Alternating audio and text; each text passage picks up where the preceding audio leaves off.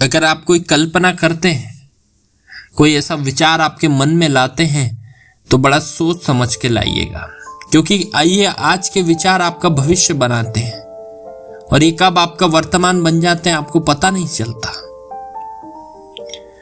जो हमारे कार्य होते हैं वे सभी मनोमय होते हैं और मन ही प्रधान होता है। बहुत सारे विचारों का समुच्चय मन कहलाता है। हम कोई मन में एक विचार डालते हैं तो वह हमारे अवचेतन में बस जाता है और कहीं ना कहीं वह हमारे कार्य में, हमारी वाणी में प्रकट होता है। अगर आप अपने मन को मेला करते हैं और कोई सकारात्मक कार्य करने जाते हैं तो भी आपकी वाणी और आपके कार्य से उसका मेलापन झलक जाएगा। और अगर आप अपने मन को मेला करते हैं और कोई मेला काम करने चले जाते हैं, कोई नकारात्मक काम करने चले जाते हैं, तो सच में एक बहुत बड़ा पाप हो जाएगा। जब हम गंदे विचारों को रखकर कोई वाणी बोलते हैं या फिर कर्म करते हैं तो हमारे पीछे दुख ऐसे पड़ जाते हैं जैसे बैलगाड़ी में बैल के पीछे पहिए पड़ जाते हैं। बैल चलते जाता है, पहिए उसके पीछे आते जाते हैं।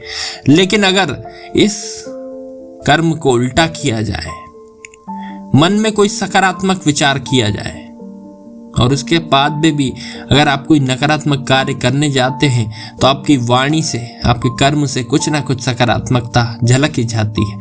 लेकिन अगर आपका मन सकारात्मक हो और आपके कार्य भी पूर्ण तरह से धार्मिक और सकारात्मक हो, किसी के भले के लिए हो, तो एक पुण्य निर्माण होता है और सुख मनुष्य के पीछे ऐसे पड़ जाता है जैसे उसकी खुद की परछाई हो। जहां जहां वो जाता है वहां वहां सुख आते जाता है। उसे कोई अधिक प्रयास नहीं करना पड़ता। और ये इतना बड़ा जो कांड हुआ वो सिर्फ आपके विचारों के कारण हुआ। आप जो भी वर्तमान में है वो भी आपके कहीं ना कहीं आपके विचार है।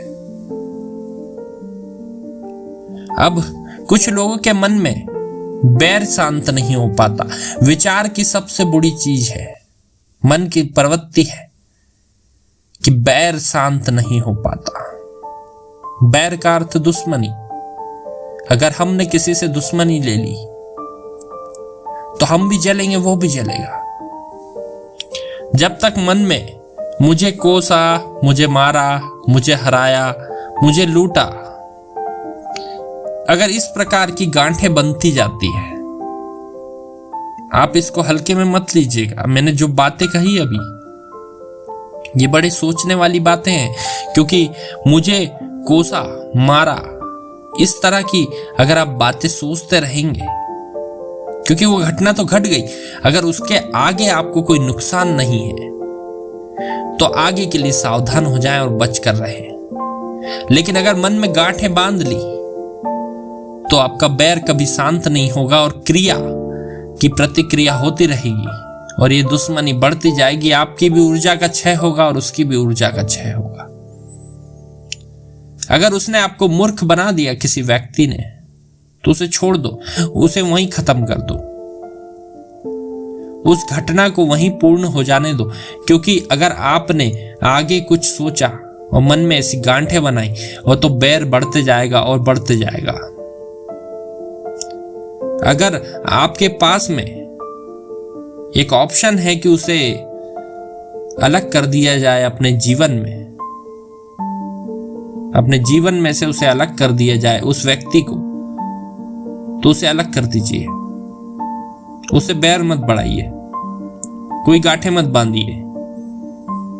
मन को सादा और सरल रखिए ताकि आपका भविष्य भी अच्छा रहे, जैसे हमने ऊपर समझा था।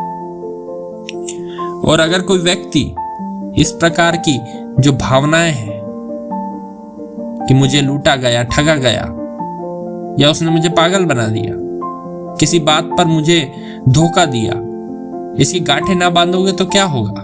तो मन बड़ा शांत हो जाएगा। और बैर से बैर शांत नहीं होता, क्रिया की प्रतिक्रिया होती रहती है, एक चेन रिएक्शन बन जाता है। वो चेन रिएक्शन कब खत्म होगा? जब आप रुक जाएंगे, या तो वो रुक जाएगा।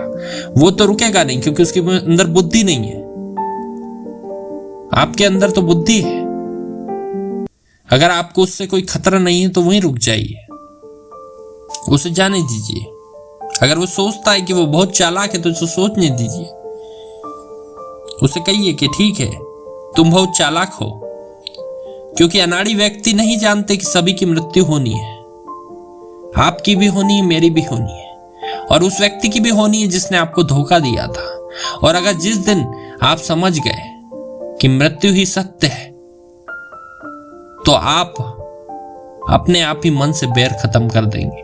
क्योंकि वो व्यक्ति जिसने आपको थोड़ी देर पहले ठग लिया था, कुछ धन से ठग लिया था या विचारों से ठग लिया था, तो वो भी उसके पास में कोई अनिश्चित काल तक नहीं रहने वाले हैं। भगवान का क्या भरोसा, कल ही हमें उठा ले या उसे उठा ले।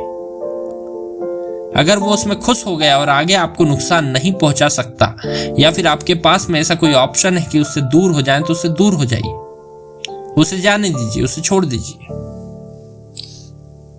क्योंकि अगर मृत्यु का सत्य जान जाएगा तो वो भी उसे वहीं छोड़ देगा। लेकिन अगर वो मन में खुश है तो उसे होने दीजिए। आप अपने मन को शांत रखिए, क्योंकि मन को शांत रखना इस दुनिया का सबसे बड़ा धन है।